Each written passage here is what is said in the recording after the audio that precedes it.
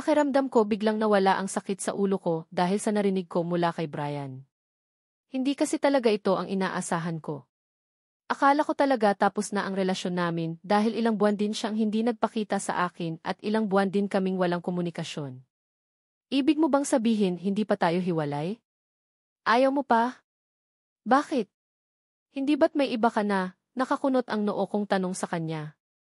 Ayaw ko na sanang isipin ang tungkol sa nakita kong video na nakikipaghalikan siya sa iba pero mukhang kailangan yata naming pag-usapan ito ngayon. Para magkalinawan kami.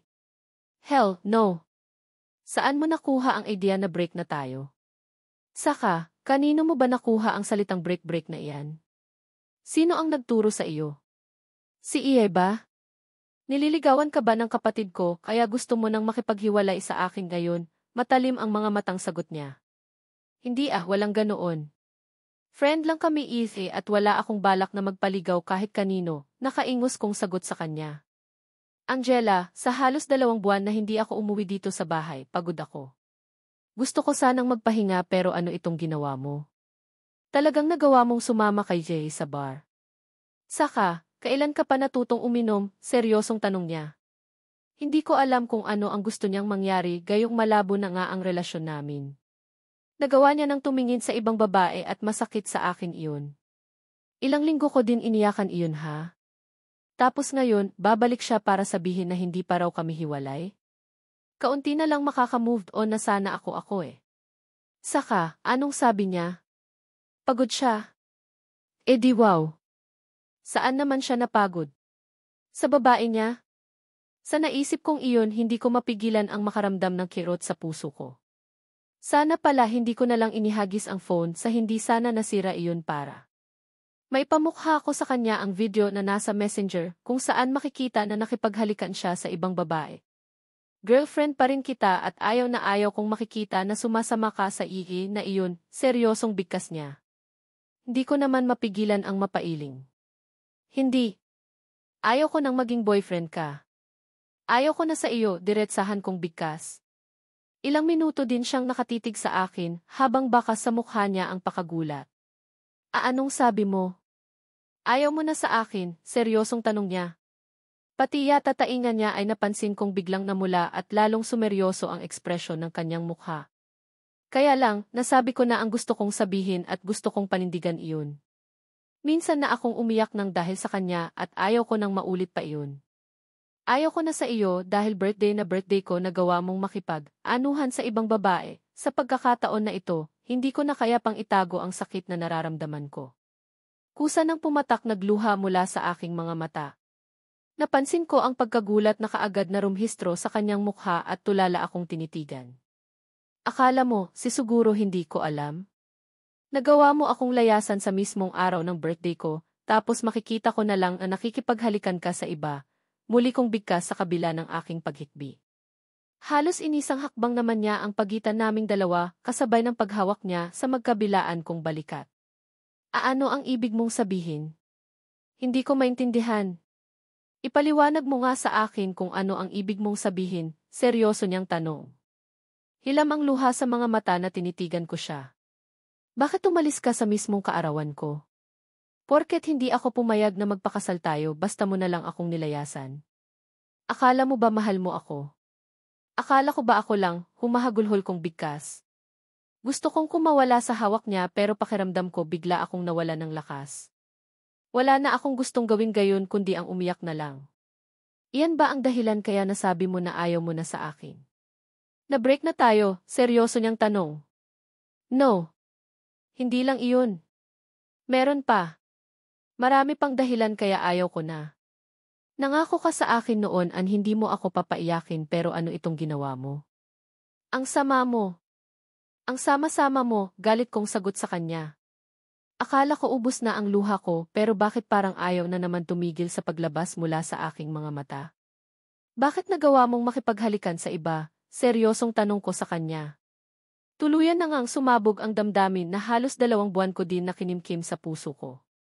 Mas maganda na nga ang ganito. Mas mabuti pang hangat maaga pa magkalinawan na kami. Hindi ko maintindihan. Hey, alam kong nagkamali ako sa pag-alis ko noong birthday mo pero masisisi mo ba ako? Sobra akong nasaktan sa naging desisyon mo, Angela. Alam mo naman siguro kung gaano ako kasabik na maikasal tayo, di ba? Mahal na mahal kita at wala akong ibang gusto kundi ang maging asawa ka at magiging akin ka habang buhay. Mahinahon niyang bigkas habang masuyo niyang pinunasan ang luha sa aking mga mata. Mahal? Kung mahal mo ako, bakit nagawa mong tumingin sa iba? Seryosong tanong ko. Alam mo, hindi ko maintindihan. Kanina mo pa sinasabi iyan eh. Sino bang babae ang tinutukoy mo na ipinalit ko sa iyo? Seryosong tanong niya. Huwag ka nang magkaila. Probinsyana ako at walang pinag-aralan pero hindi ako tanga. Alam kong niluluko mo ako, galit kong sagot sa kanya. Ayaw pa rin paawat ang luha sa aking mga mata at patuoy pa rin iyon sa pagpatak. Pakiramdam ko sa sabog na yata ang puso ko sa sobrang sakit na nararamdaman ko ngayon. Hindi kita niluko. Sino ba ang may sabi sa iyo na niluko kita? Saan mo ba nakuha ang idea na nagawa kong makipaghalikan sa iba? Seryosong tanong niya. Magkakaila ka pa talaga? Bitiwan mo nga ako. Sinungaling ka talaga eh, halos pasigaw kong bigkas. Wala na akong pakialam pa kung magalit man siya sa akin ng tuluyan. Ang importante lang din naman sa akin ngayon ay ang mailabas ang sama ng loob na nararamdaman ko. Nasira ang phone ko pero nasa messenger ko ang ebidensya, kaya huwag kang sinungaling. Muli kong bigkas at pilit na kumakawala sa pagkakahawak niya sa akin. Alam mo, kanina ko pa naririnig ang tungkol sa babaeng sinasabi mo eh. Pwede bang ipaliwanag mo sa akin ng maayos? Seryosong tanong niya. Gusto mo ng maayos na paliwanag? Pahiram ng phone, seryosong sagot ko sabay lahad ng kamay ko sa harapan niya. Seryoso niya akong tinitigan bago niya dinampot ang kanyang phone na nasa bedside table lang at ibinigay sa akin. Kaagad naman akong nag-login sa aking messenger account. Hinanap ko ang panaglan ni Rohan at muli kong pinindot ang video na isinend nito, sabay abot ko kay Brian na noon ay kitang-kita sa mukha nito ang matinding pagtataka. Ayan. Tingnan mo. Kadiri ka, galit kong bigkas at sa galit ko ibinato ko pa nga sa harap niya ang kanyang cellphone. Mabuti na lang at alisto siya at nasalo niya kaagad iyon. Kaagad niya namang tinitigan ang naturang video. Napansin ko pa nga ang biglang pagtagis ng kanyang bagang bago muling tumitig sa akin. Ito ba ang isa sa mga dahilan kaya ka galit na galit sa akin ngayon? Seryosong tanong niya. Hindi ko siya sinagot pero galit ko siyang tinitigan. Wala ito. Hindi seryoso at nadala lang ako sa bugso ng aking damdamin, seryosong sagot niya. Pinagtaasan ko lang siya ng kilay at walang sabi-sabing mabilis na naglakad patungo sa pintuan ng kanyang silid. Hindi ako maniniwala. Sinaktan mo ako kaya ayaw ko na sa iyo isa, galit kong sagot at walang sabi-sabing binuksan ang pintuan ng kanyang silid at mabilis na lumabas. Alam kong wala nang patutunguhan ang pag-uusap naming ito. Naglulukuhan na lang kami at kahit na ano ang mangyari, hindi na maibabalik pa ang katotohanan na niloko niya ako. Imagine, hindi pa nga kami kasal na gawa niya ng tumingin sa ibang babae. Tama lang siguro ang desisyon ko na mag-focus muna sa pag-aaral bago ang love. Saka, sa ngayon wala pa akong karapatan para magmahal dahil wala pa akong napatanuyan sa sarili ko. Hilam ang luha sa aking mga mata nang mabilis akong pumasok sa loob ng kwarto. Pagkapasok ko sa loob, padapa akong nahiga sa kama habang patuloy sa pag-iyak. Hindi ko alam kung bakit nangyayari ito sa aming dalawa ni Brian pero ang sakit pala. Sobrang sakit. Hindi ko alam kung gaano nakarami ang luha na nailabas ko pero dahil siguro sa hangover muli akong nakatulog. Muli akong nagising na nakadapa pa rin ako at may kung sino na humahaplos sa likuran ko. Hindi ko sana papansinin sa pag-aakalang si Fiona lang ang kasama ko dito sa silid pero nang mapansin ko na medyo mabigat yata ang kamay niya, walang sabing mabilis akong bumangon para tingnan kung sino ang kasama ko dito sa aking silid. Ano na naman? Hindi ka pa ba pagod? Tapos na tayong mag-usap eh, hindi ko na mapigilan pa ang inis ko kay Brian. Yes, siya na naman. Nakatulugan ko na siya ang laman ng isipan ko, tapos muli akong nagising na siya ang una kong nasilayan. Sorry. Sorry kung nasaktan ka dahil sa sakin, seryosong bigkas niya. Hindi ko naman malaman kung ano ang sasabihin ko. Lalo na nang mapansin ko na ang lungkot sa mga mata niya. Ayos lang. Tapos na at hindi na maibabalik pa ang mga nangyari, seryosong sagot sa kanya at akmang bababa sana ako ng kama dahil nailang ako sa posisyon namin nang bigla niya akong hawakan sa aking kamay. Saan ka pupunta? Mag-usap pa tayo. Ayusin natin ito, halata ang pagsusumamo sa boses na bigkas niya. Ano pa ba ang pag-uusapan natin? Meron ka pa bang hindi nasasabi? Sabihin mo na kasi, kaagad ko ding sagot sa kanya. Girlfriend pa rin kita at kung ano man ang mga nakita mo sa video na isinend ng gagong Rohan na iyon, kaya kong patunayan na walang nangyari sa amin ni Grace, seryosong sagot niya. Malay ko ba kung magsasabi ka ng totoo? Nakingos kong sagot. Angela, alam mo naman na hindi ako sinungaling na tao, di ba? Aminado ako sa halikan na iyan pero hindi ako ang nagsimula. Si Grace mismo ang lumapit at humalik sa akin. Gago lang talaga ang Rohan na iyon dahil kumuha din lang ng video, hindi pa niya ginawa sa umpisa pa lang, seryosong wika niya pero ramdam ko sa boses niya ang inis. Napansin mo ba kung gaano kaiksi ang video clip na iyan? Halos wala pang 1 minuto dahil ayaw ko naman talaga. Pagkapos sumayad ng labi ni Grace sa labi ko, itinulak ko siya. Talagang gusto lang akong siraan ng Rohan na iyon sa iyo dahil malaki ang pagkakagusto niya sa iyo. Gusto niyang mag-away tayo para pwede ka na niyang ligawan, pagpapaliwanag niya. Hindi naman ako makapaniwala sa narinig. Nga pala bakit hindi ko napansin? Sobrang iksi nga lang pala ng video at kung makapag-react naman ako wagas. Iniyakan ko pa nga ng sobra at bigla na lang akong nag-conclude sa isipan ko na may nangyari ng hindi maganda sa pagitan ni Grace at Brian dahil lang sa maiksing video clip na iyon. Walang nangyari sa amin ni Grace. Aminado ako na nasaktan ako sa pagtanggi mo sa akin na magpakasal na kaagad tayo, pero hindi ibig sabihin noon na ayaw ko na. Kaya lang naman natagalan ako sa pag-uwi dito sa bahay dahil sa business trip ko sa ibang bansa. Sinubukan kitang tawagan ng makailang ulit pero hindi mo sinasagot ang phone mo at iniisip ko lang na baka busy ka sa pag-aaral kaya ganoon, muli niyang wika. Hindi naman ako nakasagot. Pakiramdam ko nagmumukha akong tanga sa harapan niya ngayon. Mahal kita, Angela. Wala akong balak na sumuko sa paghihinati sa iyo dahil ikaw lamang ang babaeng pangarap ko na maging akin habang buhay, muli niyang bigkas. Hindi ko na mapigilan pa ang sarili ko at kaagad ko na namang naramdaman ang pagpatak ng masaganang luha sa aking mga mata. Talaga ba? Hindi totoo iyang nasa video. Wala kang balak na iwan ako, umiiyak kong tanong sa kanya. Isang matamis na ngit ang kaagad na sumilay sa labi niya at buong pagsuyo na pinunasan ang luha sa aking mga mata. Kung saan naman tumuntong ka sa edad na dai si Otso at saka ka naman naging iyakin. Nakikita mo ba ang sarili mo sa salamin? Halos pumikit ng iyang mga mata mo. Namamaga na at ang eye bags mo sobrang laki na, masuyo niyang bigkas. Wala sa sariling tinabig ko ang kamay niya na nasa pisngi ko at mabilis na lumayo sa kanya. Bumaba ako ng kama at naglakad patungo sa may bintana. So, sinasabi mo ba ngayon na hindi na ako maganda sa paningin mo? Kunwari na iinis kong tanong. Of course not. Kahit na ano pa ang mangyari, ikaw pa rin ang pinakamagandang babae sa paningin ko. Akin ka lang, Angela. Walang ibang lalaki na pwedeng magmay-ari sa iyo, kundi ako lang, nakangiti niyang bigkas sabay baba na din sa kama at naglakad palapit sa akin. Matagal-tagal pa na paghihintay ang gagawin mo sa akin bago mo ako maging asawa, ayos lang ba sa iyo iyon? Hindi ka ba magsasawa? Seryosong tanong ko habang nakatanaw ako sa labas.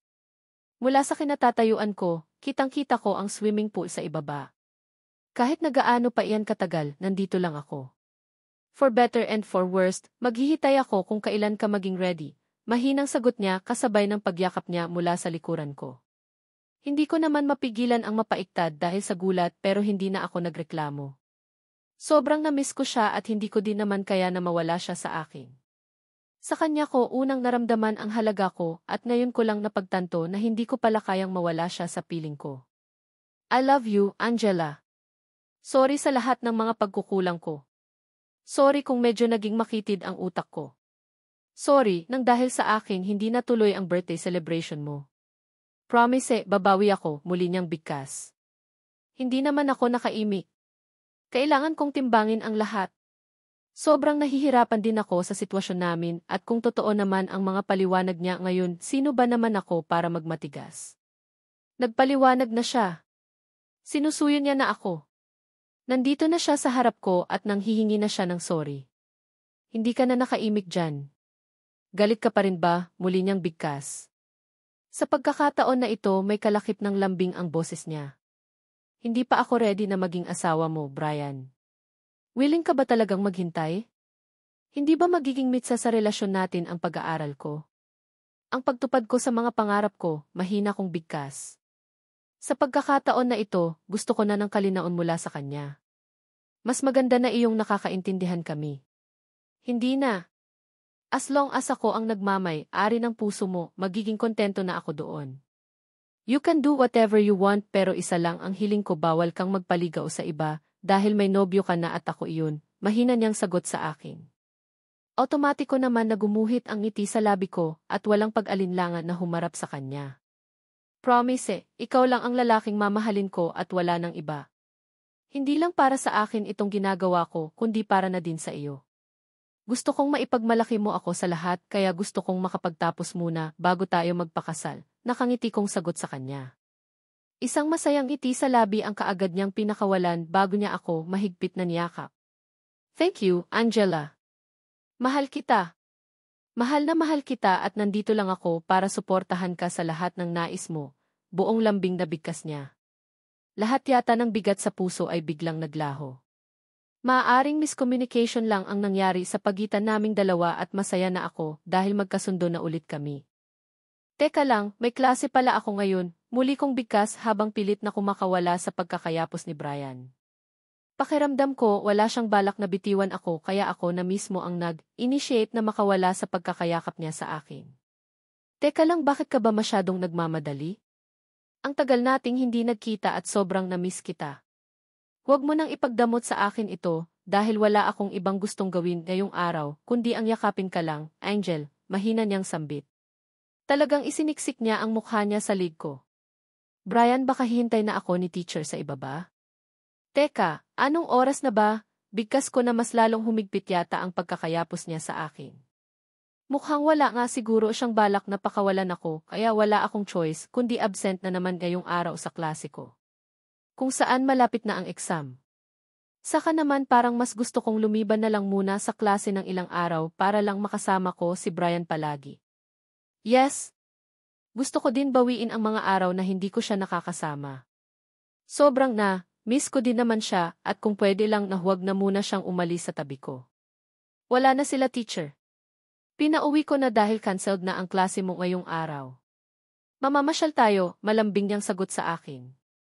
Ano? Cancelled na naman? Ano ba iyan? Kunwari naiinis kong bigkas kasabay ng pagtingala sa kanya para makita ko ang kanyang mukha. Sino ba ang may kasalanan at kung bakit ka absent ngayon? Look at yourself, sa palagay mo ba makakapag-aral ka ng matino ngayon gayong hatala pa rin sa iyo na may hangover ka? Seryosong tanong niya. Hindi ko naman mapigilan ang mapaismid at mabilis na kumalas na sa pagkayayakap niya. Kasalanan mo kung bakit ako nalasing kagabi. Kung pinansin mo lang sana ako kahapon, hindi na sana ako sumama kay Jay na pumunta ng bar, bigkas ko. Abat ako pa ang nasisisi. Grabe ka na sa akin, Angel, ni hindi ko nga alam na sa bar pala ang punta niyo eh. Saka, ano iyang suot mo, sino ang nagbigay niyan sa iyo? Seryosong tanong niya. Hindi ko naman mapigilan ang mapangiwi at pasimple kong ibinaba ang lailayan ng aking pleated short sa pag-asang humaba-haba pa ito kahit kaunti lang. Si EA kasi pinilit niya akong isuot ito kagabi. Pero bagay naman sa akin, di ba? Ang ganda ko, nakangiti ko pang bigkas na sinabayan ko pa ng pag-post. Alam kong para akong tanga sa ginagawa ko, pero dahil boyfriend ko naman na siya, hindi na ako nakakaramdam ng hiya.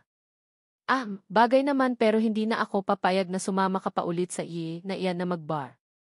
Ha, nakangiti niyang sagot habang sinisipat niya ako ng tingin mula ulo hanggang paa. Opo. Promise, hindi na talaga ako sasama sa kanya sa bar. Saka, masaya na ako ngayon dahil bati na tayo. Nakangiti kong bigkas at tinaas ko pa ang kaliwa kong kamay na parabang nanunumpa. Aasahan ko iyan. Ayaw ko ng pasaway na girlfriend kaya umayos ka, pabiro niyang bigkas kasabay ng pagkunot ng noo niya. Teka, nasaan nga pala ng ring na binigay ko sa iyo? Bakit hindi mo suot? Muli niyang tanong. Ha? Tinago ko muna. Teka, kukunin ko lang, nakangiti kong sagot at dali-daling akong naglakad patungo sa aking maliit na drawer at binuksan iyon. Mula sa loob inilabas ko ang singsing na hinubad ko at ipinakita sa kanya. Jaraan. Isusuot ko na kasi bati na tayo, buong tamis ang ngiting nakaguhit sa labi ko kasabay ng muling paglagay ng sinsing sa palasingsingan ko. Sinipat ko pa nga iyon ang tingin bago muling. Naglakad palapit sa kanya habang ipinapakita ko sa kanya ang aking daliri. Ang ganda talaga nito, muli kong bigkas. Yes, super ganda, naringi kong sambit niya at hindi ko mapigilan ang impit na mapatili nang bigla niya na lang akong hawakan sa magkabilaan kong baiwang. Direktang tumitig siya sa aking mga mata kasabay ng pagguhit ng makahulugang ngiti sa labi. Now, pwede na ba kitang mahalikan? Seryosong tanong niya. Hindi ko naman mapigilan ang mapalunok ng sarili kong laway kasabay ng sunod-sunod na pag-iling. Hindi pa siguro. Bad breath pa ako kandautal kong sagot. Bigla din akong nakaramdam ng pag-iinit ng pisngi at hindi ako makatingin ang diretso sa kanya. Bad breath? No. Hindi ka bad breath. Nakaka-addict kaya ang amoy mo at kanina pa ako nagpipigil. Angela, paos ang boses na bigkas niya kasabay ng dahan-dahan na paglapit ng mukha niya sa mukha ko. Hindi ko pa nga mapigilan ang sarili ko na unti-unting ipikit ang aking mga mata nang tuluyan nang lumapat ang labi niya sa labi ko. Biglang dagsa ng pamilyar na damdamin na lumukob sa puso ko. Hindi ito ang unang beses naghalikan kaming dalawa pero sa bawat pagdampi ng labi niya sa labi ay nararamdaman ko kung gaano ako kahalaga sa kanya. Walang duda. Mahal na mahal ko ang lalaking ito at kaya kong ibigay ang sarili ko para mapasaya lang siya. Nag-umpisa sa pagdampi ng labi niya sa labi ko hanggang sa naramdaman ko na lang ang pagiging mapusok niya. Kaad ko namang tinugon ang mainit na halik niya. Ilang minuto din na magkahinang ang aming labi nang biglang kumala si Brian. Gusto ko pa nga sanang magprotesta dahil nabitin ako pero bigla din naman akong kinain ng hiya, lalo na at napansin ko kung paano niya ako titigan ngayon. Magpahinga ka muna. Lalabas tayo mamaya. Paos ang boses na bigkas niya. Kung nabitin ako tingin ko mas nabitin din siya.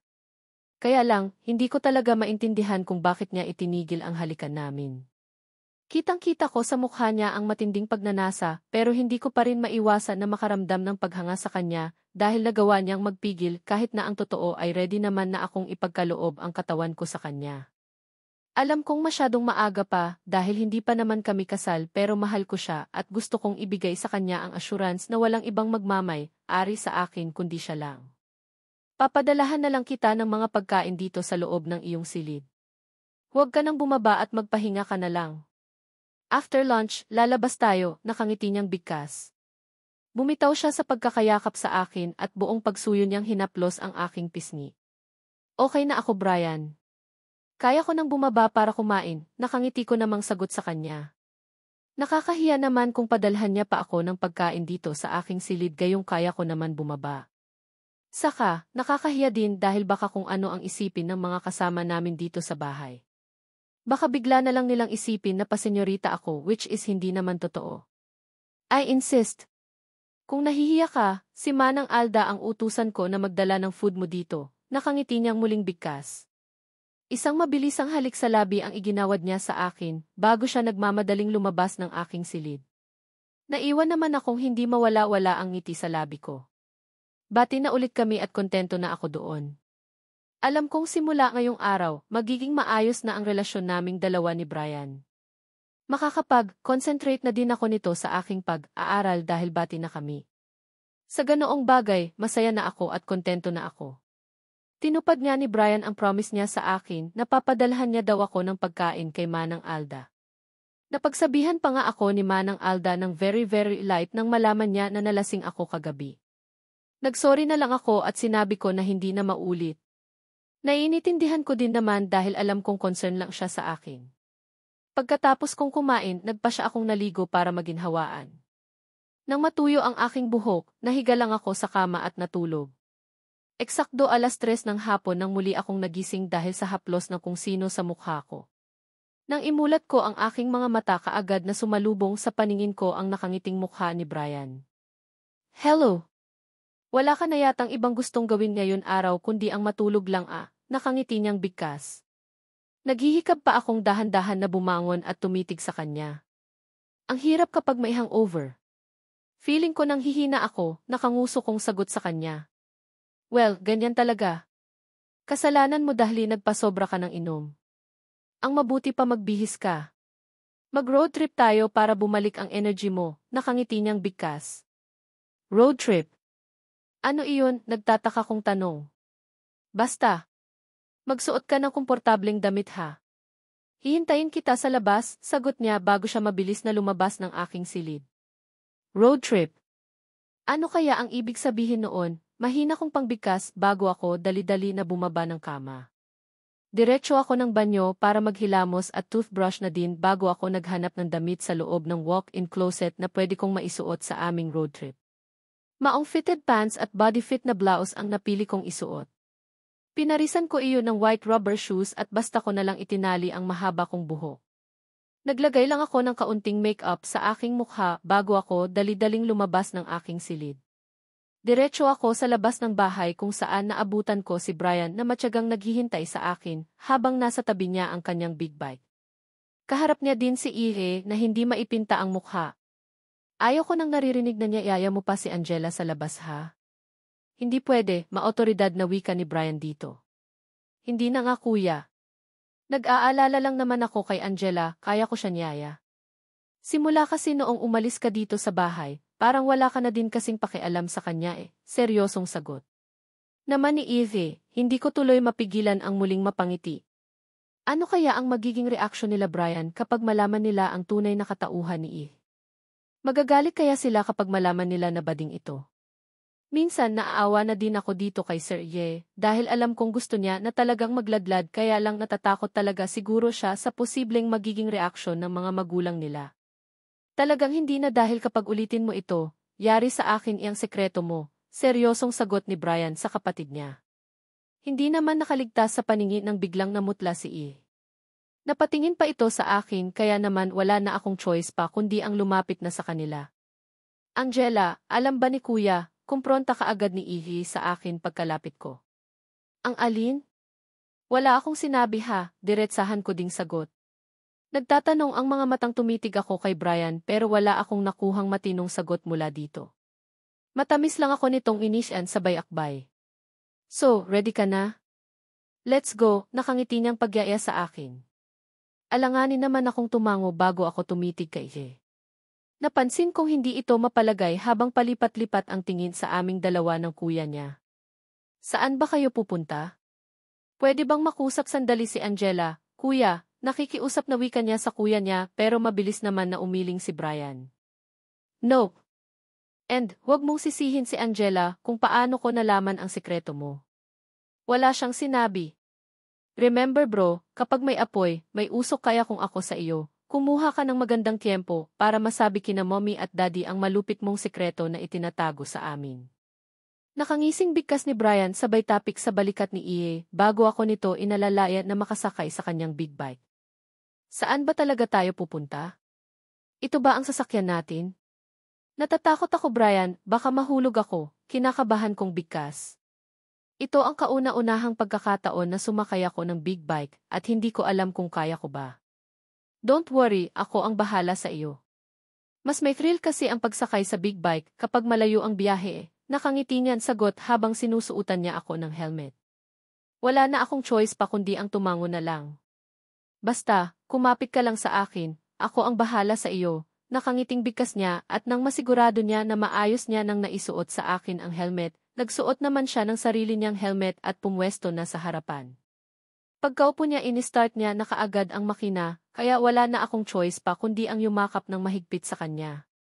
Napasulyap pa nga ako kay Jay, bago na noon ay seryosong nanonood lang sa amin hanggang sa tuluyan ng patakbuhin ni Brianna ang kanyang big bike. Kapit-tuko ako sa takot na mahulog. Noong una kinakabahan pa ako pero hindi naglaon nag-enjoy na din naman ako sa bayahe namin. Tama si Brian mas enjoy ang bayahe kapag naka-big bike. Feeling ko lumilipad ako. Isa pa, hindi naman nakakatakot dahil may mga kasabayan naman kami sa kalsada. Sa sobrang pag-enjoy ko nga, hindi ko na namalayan pa na nakarating na pala kami sa una naming destinasyon. Ipinark lang ng maayos ni Brian ang kanyang big bike bago niya pinatay ang makina at bumaba. Sunod na din akong bumaba habang nakaalalay niya. So, kumusta? Ayos ba? Nakangiti niyang tanong sa akin habang tinatanggal niya ang helmet ko. Yes, sobra. Ang ganda ng lugar na ito Brian, nakangiti kong sagot sa kanya. Hindi ko mapigilan ang ilibot ang tingin sa buong paligid at hindi ko mapigilan ang mamangha, lalo na nang matanaw ko ang papalubog na araw. Yes, maganda talaga ang lugar na ito. Kaya nga dito kita dinala dahil alam kong mag-enjoy ka eh. Nakangiti niyang sagot bago niya ako hinawakan sa aking kamay. I love you, Angela. Ngayong nasa tamang edad ka na, gusto kong sulitin ang mga araw na kasama ka. Gusto kong kasama ka sa lahat ng mga adventures ko, nakangiti niyang sagot sa akin. I love you too, Brian. Yes, yes, gusto kong samahan ka sa adventure na iyan, nakangiti kong sagot sa kanya. Mahilig akong gumala noong bago kita nakilala. Nahinto lang noong nakilala kita dahil mas gusto kong palagi kang kasama. Saka, masyado na ding naging busy kaya ngayon lang ulit nasundan after ng ilang buwan din, nakangiti niyang sagot sa akin. Talaga? Mahilig ka sa mga ganitong lakad? Yes, sobrang hilig. Pero syempre, kasama ko ang mga kaibigan ko. Teka lang, doon tayo sa coffee shop para makaupo ka makapagpahinga at mas makita mo ang ganda ng buong paligid. Nakangiti niyang sagot sa akin, sabay niya sa akin patungo sa pinakamalapit establishment na nakikita ko. Kahit na medyo mataas na ang lugar na ito, kapansin-pansin na medyo marami pa ring mga costumers. Karamihan din sa mga napapansin ko ay mga couple. Pagkapasok namin sa loob ng coffee shop, kaagad na sumalubong sa amoy ko ang halimuyak ng mabangong aroma ng kape. Feeling ko lalong nabuhay ang dugo ko aking katawan dahil doon. Pinili namin ni Brian ang pwesto sa second floor ng coffee shop, kaya lalo kong na-appreciate ang ganda ng buong paligid. Ang ganda talaga dito, nakangiti kong muling bigkas. Napansin ko pa nga ang paglapit ng waiter sa amin pero hinayaan ko na lang si Brian ang umorder. Mula ulo hanggang paa kilala niya na ako at alam niya na din naman ang mga hilig ko. Sa totoo lang, hindi ko akalain na makaka-experience ako ng mga ganitong bagay.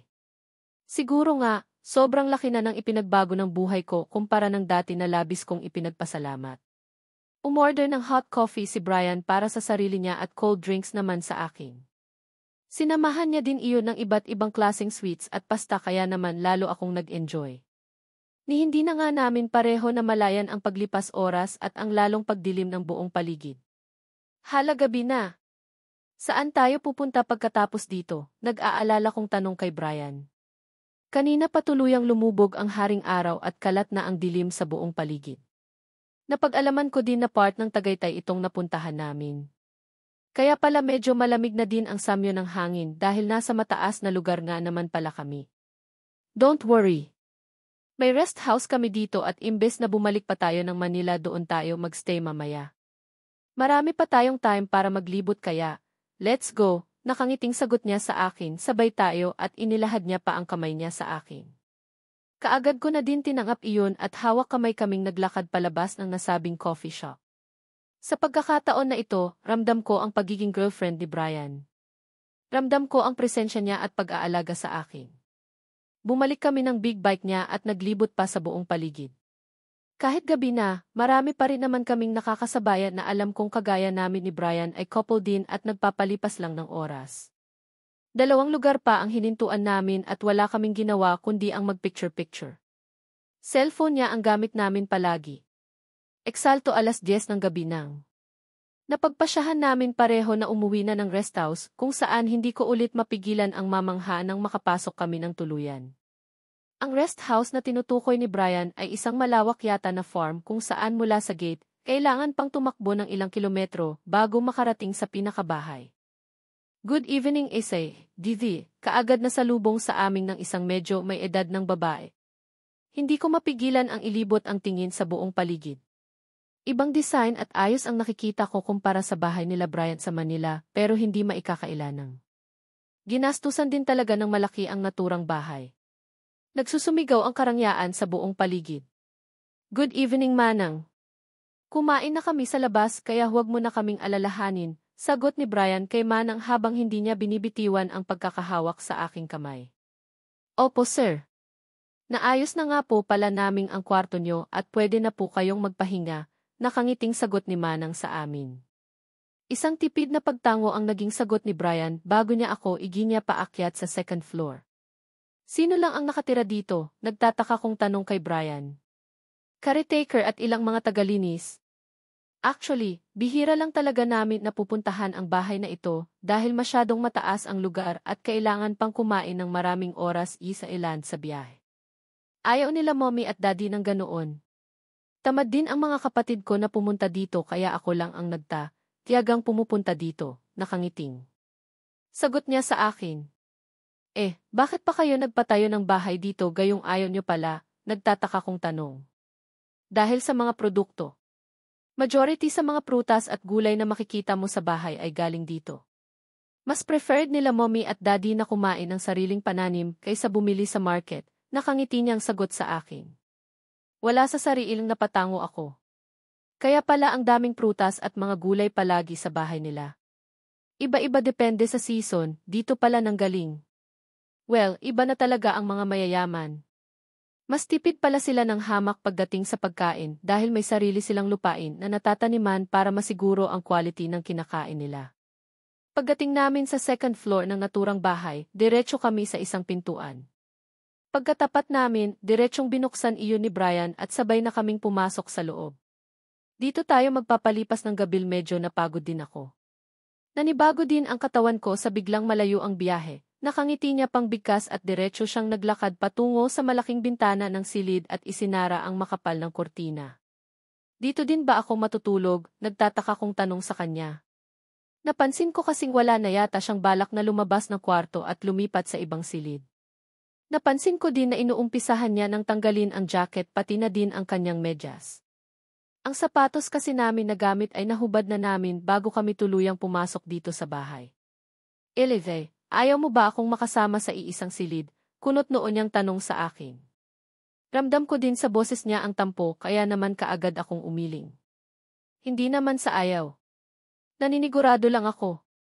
First time ko sa bahay niyong ito at nakakatakot din kung mag-isa lang ako sa isang silid. Baka may momo. Pabiro kong sagot sa kanya. Isang matamis na ngiti ang kaagad na gumuhit sa labi niya bago siya sumagot. Well, may momo nga pero huwag kang matakot. Harmless naman ang momo na kilala ko, nagtatawa niyang sagot sa akin. Hindi ko naman mapigilan ang mapairap. May momo bang harmless? Ang momo nangangain ng tao, Brian, nakalabi kong sagot. Ibang momo yata ang tinutukoy niya kaya bahala siya. Well, tingnan natin mamaya kung nangangain ba talaga ng tao ang momo na alam ko. Siya nga pala, iyon ang banyo, mauna ka nang gumamit para makapagpahinga na tayo. Sagot niya sabay turo sa isang nakasarang pintuan kaya kaagad akong naglakad patungo doon. Kanina pa kaya ako naihi. Pagkapasok ko sa loob ng banyo diretso na ako ng toilet bowl. Habang umiihi, abala naman ang mga mata ko sa kakacheck ng buong paligid. Malaki din ang naturang banyo at kumpleto na sa gamit. May mga kabinet na naglalaman ng mga towels at bathrobe, kaya pagkatapos kong gumamit ng toilet bowl, nagpasya na din akong hubarin ang lahat ng aking kasuotan para maligo. Feeling ko nanlalagkit ang buo kong katawan. Feeling ko din, punong-puno ng alikabok ang buo kong katawan. Ilang oras din kaming nasa biyahe ni Brian kaya naman pawis na din talaga ako. Hindi naman ako pagod dahil nakailang hinto din kami kaya pwede naman siguro akong maligo. Hindi naman siguro ako mapapasma. Nakakahiya din kasing mahiga sa kama kung nanlilimahid ang katawan ko sa dumi, lalo na at alam kong tatabi na naman si Brian sa akin sa pagtulog. Pagkahubad ko sa aking mga kasuotan, tinimpla ko muna ang tubig na lumalabas sa shower bago ako tumapak. Kaagad akong nakaramdam ng kaginhawaan nang tuluyan ng dumaloy ang tubig na nagmumula sa shower na may eksaktong temperatura. Kasalukuyang kong sinasabon ang buo kong katawan nang maramdaman ko ang pabukas-sara ng pintuan ng banyo. Kaagad na napakunot ang noo ko at daling hinawi ang shower curtain at sumilip sa labas at ganoon na lang ang panlalaki ng mga mata ko nang sumalubong sa paningin ko si Brian. Kagaya ko hubot-hubad na din siya at nakangiting naglalakad patungo sa gawi ko. Brian saglit lang. Hindi pa ako tapos. Naliligo pa ako, kinakabahan kong sambit. Ilang beses kaming nagsama sa iisang silid at ito ang unang pagkakataon na pinasok ako ni Brian sa loob ng banyo, gayong alam niya namang hindi pa ako tapos. Hindi ko na kaya ang lagkit. Sasabay na ako sa iyo sa paliligo, nakangiti niyang sagot sa akin. Hindi ko naman mapiglan ang mapalunok ng sarili kong laway, lalo na nang masilayan ko ang kanyang kahubdan. Gosh, ito ang kauna-unahang pagkakataon na malaya kong napagmasdan si Brian na hubot-hubad at hindi ko akalain na ganito pala kaganda ang katawan niya sa malapitan. Namumukol ang kanyang muscle at ang abs six-packs. Noong nasa hotel kami ay aksidenteng natanggal ang tapis na tuwalya sa katawan niya pero sandali lang naman iyon. Natilang pa ako noon at hindi ko masyadong natitigan. Iba ang noon at iba ang ngayon. Malaya kong napapasadahan ang tingin ang katawan niya ngayon na walang ni isang saplot. Ngayon, pwede kong titigan hanggang gusto ko dahil mukhang gusto niya yatang ibalandra sa harapan ko. Mula mukha, pababa ng pababa ang pagtitig ko, at halos lumuwa ang mga mata ko nang tumampad sa paningin ko ang pagkalalaki ni Brian. Nakatirik at parang jumbo sa usage ang hitsura. Enjoying the view, nakangisi niyang tanong sa akin kaya kaagad akong bumalik sa huwesyo. Bigla akong nakaramdam ng pag-iinit sa aking mukha sa isiping nahuli ako ni Brian kung paano ko titigan ang kanyang katawan habang nakasilip ako dito sa may shower curtain. Hindi Labas ka muna, hindi pa ako tapos maligo, angil ko sa kanya para mapagtakpan ang pagkapahiya ko. Huling-huli niya pa naman ako kung paano ko pasadahan ang tingin ang kanyang katawan at sobrang nakakahiya iyon. Huwag kang unfair sa akin, Divy Angel. Nakita mo na ang lahat sa akin, kaya hindi ako papayag na ipagdamot mo sa akin ang makita din ang sa iyo. Nakangisi niyang sagot kasabay ng paghawi niya sa shower curtain at mabilis na pumasok dito sa loob ng showroom. Brian, ano ka ba? Sinasabing hindi pa ako tapos kulang sa tapang ang katagang nabitiwan ko dahil sa sobrang hiya. Hindi ko din malaman kung ano ang una kong tatakpan. Ang dalawang matatayog ko bang bundok or ang aking pagkababae? Lalo akong nakaramdam ng pagkapahiya nang mapansin ko kung paano niya ako pasadahan ang tingin mula ulo hanggang paa. Kitang-kita ko na din sa mga titig niya ang nag-aapoy na pagnanasa kaya naman hindi ko malaman kung ano ang gagawin ko. Alam mo ba kung gaano kakaganda ngayon sa paningin ko, Angela? Garalgal ang boses na bigkas niya. Lalo siyang lumapit sa akin at hiwakan ang dalawa kong kamay na nakatakip sa aking kahubdan. Ang isa doon ay pilit na tinatakpan ang aking dalawang bundok at ang isa naman ay ang aking pagkababae. Brian, ano-ano ang ginagawa mo? Na nahihiya ako, mahinang sambit ko kasabay ng tuluyang pagkakatanggal ng mga kamay na pilit na nakatakip sa aking kaselan. Hayaan mong mapagmasdan ko ang maganda mong katawan, Angela. Kay tagal kong hinintay ang pagkakataon na ito at sana huwag mon itong ipagdamot sa akin.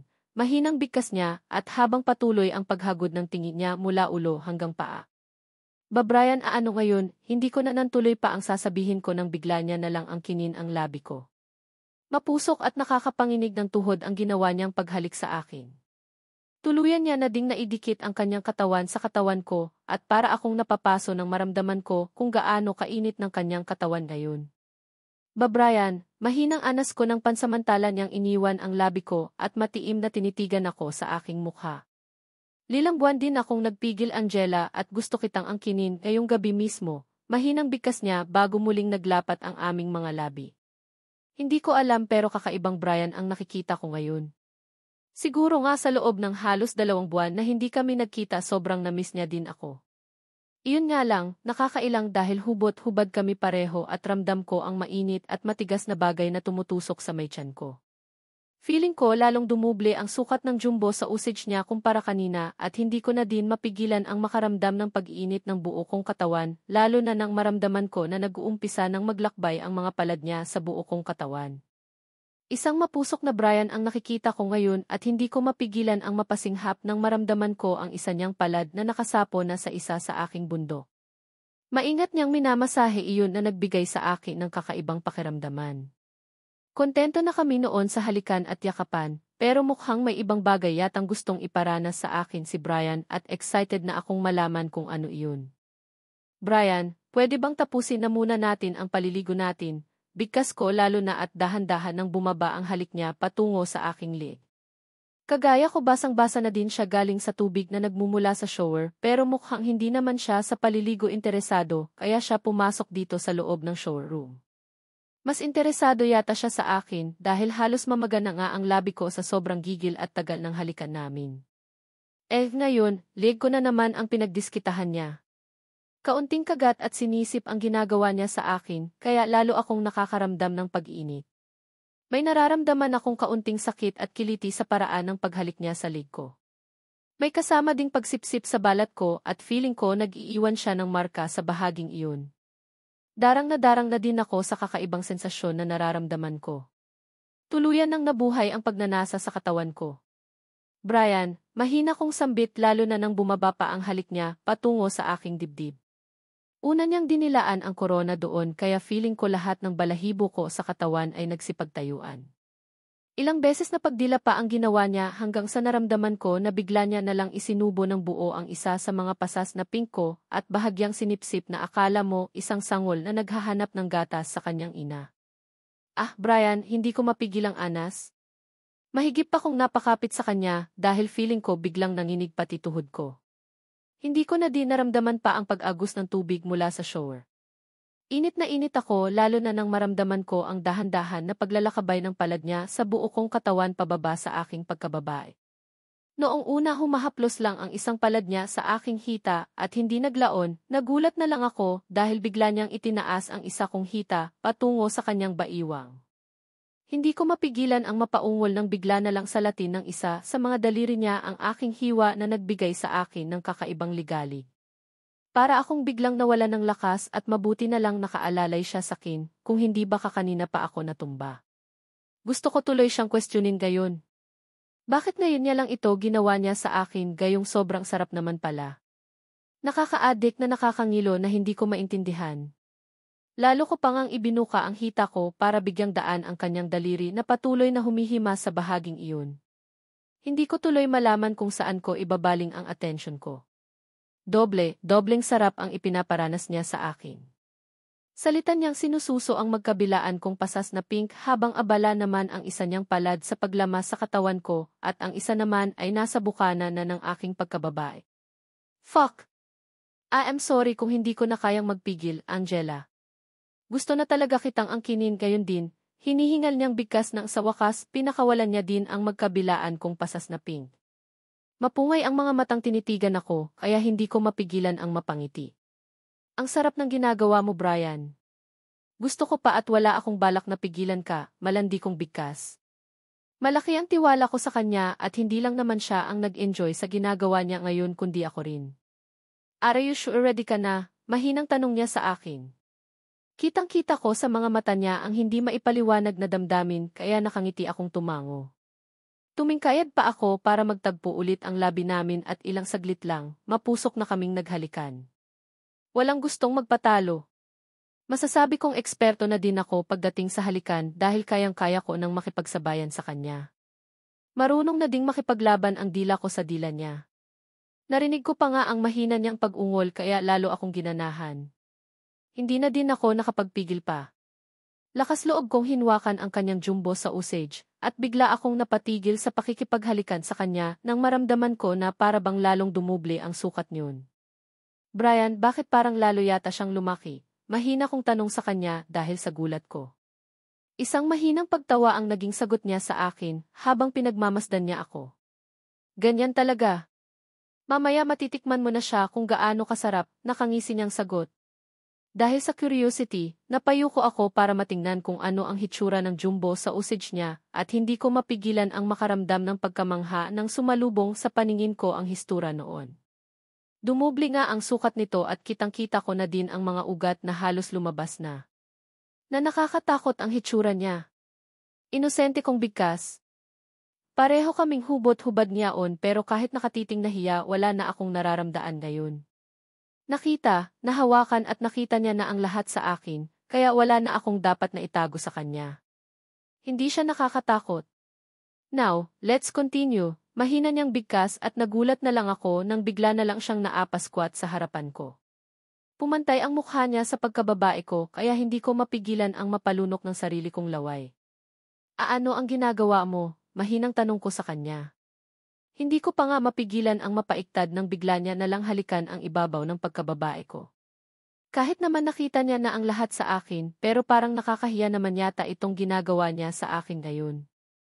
Hindi ko mapigilan ang mapakagat labi nang maramdaman ko ang mainit na hininga niya sa hiwa ko. Hindi ko alam kung ano ang gusto niyang gawin pero sobrang nag-iinit ang mukha ko nang mapansin ko kung paano niya tiitgan ang pearly shell ko ngayon. Shit, ang ganda. Ang sarap. Sobrang fresh, mahina niyang sambit. Wala na talaga akong maitago sa kanya.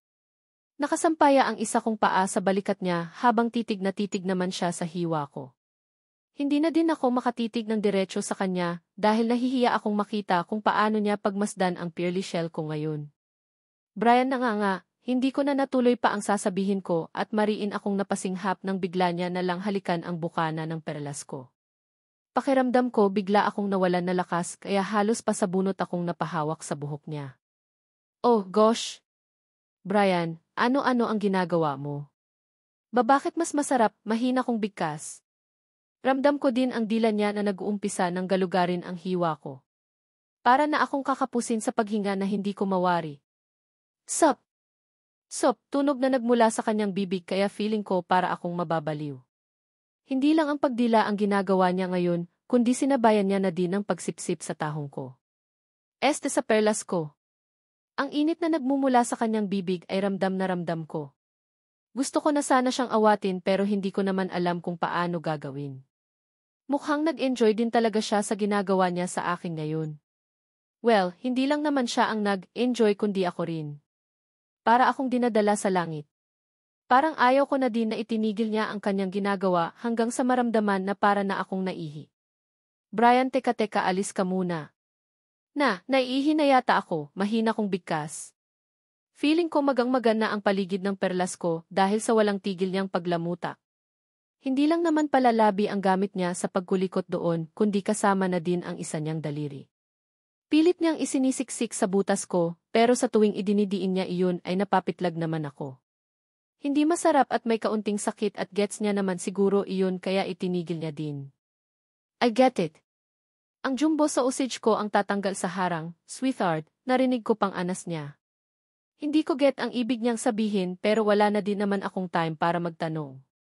Mas abala kasi ang isipan ko sa pagnamnam sa kung ano ang ginagawa niya ngayon. Ayaw ko nang tumigil siya. Feeling ko dinadala niya na ako sa langit. Kaya lang, hindi na talaga kaya. Ayaw ko pa pero parang lalabas na ang ihi ko. Sige lang, huwag kang mahiya, ilabas mo lang, Angela, mahina niyang anas. Mariin ko nang naipikit ang aking mga mata. Talagang hindi ko na din kaya pangpilan. Ilang sinipsip at himod pa ang ginawa niya sa pagkababae ko, bago ko naramdaman ang pagbulwak ng kung anong bagay mula sa kaloob-looban ko. Muli akong napasabunot sa buhok niya, dahil sa kakaibang sensasyon na ngayon ko lang naranasan sa tanang buhay ko. Ilang paghimod pa ang ginawa niya bago niya ako muling itinapat sa rumaragasang tubig ng shower, na para bang binabanlawan niya ako. Pagkatapos noon, walang imik niyang pinatay ang tubig at pinunasan niya ang katawan ko ng malinis na tuwalya para patuyuin. Pareho kaming walang imik sa isa't isa pero ramdam ko sa kilos niya ang pagmamadali. Tulala naman akong sumusunod sa nais niya hanggang sa tuluyan niya nang natuyo ang katawan ko at walang kahirap-hirap na binuhat niya ako palabas ng banyo. Ni hindi na nga siya naligo. Ewan ko lang pero biglang dagsa ng kaba sa puso ko nang dahan-dahan niya na akong inilapag sa ibabaw ng kama habang hindi niya inaalis ang pagkakatitig sa akin. Hindi ka ba maliligo? Nagtataka kong tanong sa kanya. Nabasa ang buhok at katawan niya dulot ng tubig mula sa shower pero hindi siya naligo. Nabasa lang siya habang pinapaliguan niya ako ng halik kanina. Later, sweetheart, garalgal ang boses na sagot niya. Sa pagkakataon na ito, kitang-kita ko na sa mga mata niya ang pagnanasa habang patuloy ang paghagod niya ng tingin sa akin mula ulo hanggang paa at ilan saglit lang hindi na ako nakaiwas pa nang bigla niya na lang akong kinabubuan at muli niya akong siniil ng halik. Ilang minuto din kaming naghalikan bago ko naramdaman ang extra jumbo sa usage niya sa bukana ng aking pagkababae. Sobrang tigas niyon at mainit, init pa. Iipapasok mo na ba? Nanlalaki ang mga matang tanong ko. Sa hitsura ng sandata niya, hindi ko alam kung magkakasya ba iyon sa akin. Yes, don't worry, promise to be gentle. Mahina niyang sambit. Hindi ko tuloy mapigilan ang mapalunok ng sarili kong laway. Sa hindi inaasahan na pagkakataon para bang bigla akong nakaramdam ng pagkaduwag. Baka hindi magkasya. Masyadong malaki mahinang sagot ko sa kanya. Isang makahulugang ngiti sa labi ang pinakawalan niya bago niya kinapa ang kamay ko at itinaas iyon sa may uluhan. Hindi niya na din ako hinayaan na makapagprotesta dahil muli niya akong binigyan ng makapugtong hiningang halik sa labi kasabay ng banayad niyang paggalaw sa ibabaw ko. Nakabuka ka ako at nasa bukana ng pagkababae ako ang kanyang sandata at hindi ko mapigilan ang mapaigik nang maramdaman ko ang dahan-dahan niyang pagbaon kasabay ng makailang ulit niyang pagkadyot. Shit, ang sakit! Gusto kong sumigaw sa sakit pero hindi ko magawa dahil sa labi niyang nakalock na din yata sa bibig ko. Naramdaman ko pa nga na para bang may napunit sa loob ko na hindi ko mawari kasabay ng hindi ko na mapigilan na pagpatak ng luha mula sa aking mga mata. I am sorry. Sandali lang ang sakit pero promise, mawawala din iyan. Magtiwala ka sa akin, mahina niya pang sambit nang sa wakas pinakawalan niya din ang bibig ko. Patuloy siya sa banayad na paggalaw sa ibabaw ko at sa bawat paghugot at pagbaon niya ay hindi ko mapigilan ang mapangiwi dahil sa hindi pa rin mawala, walang sakit. Sa bagay, extra jumbo sa usage ba naman ang kanya, kaya talagang wasak na wasak ang pearly shell ko.